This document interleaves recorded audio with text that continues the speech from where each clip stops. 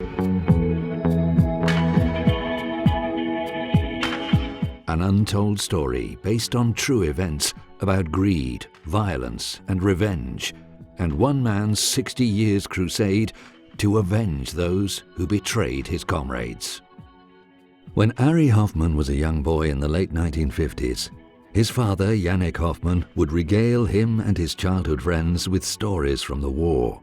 The stories both fascinated and scared them, but they were captivated and came back for more each week. The stories, of course, were just that, stories, fables, invented by a father to keep his son and his son's friends entertained and frightened. If they had been able to look in the attic right over Arie's head as he slept each night, they'd have found that the stories weren't fables at all. Arie's father had done everything he said he'd done, but Arie didn't find that out until 2005, when his father was dead and Arie flew from London to Israel to clear the now vacant house. He found an old box in the attic, nailed to the wooden structure. The only way to open it was to break it off.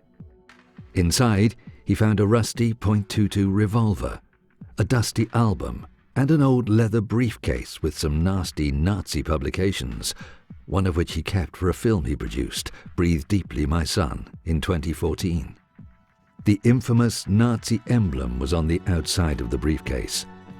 On opening it, he saw the yellow patch Jews were forced to wear during the war throughout Nazi-occupied Europe. This was exactly what Arie's father had told them about. And when he opened the album, clearing away the dust accumulated over decades, he realized that those stories he heard as a child had not been the product of his father's overactive imagination. They were true.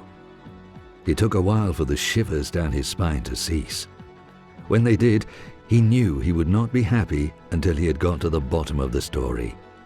He needed to understand the things his father had done and the impact they must have had on him. And when he had done that, he knew he had to take it further. This was a story the world must hear. As fascinating and bizarre a story as one can ever imagine.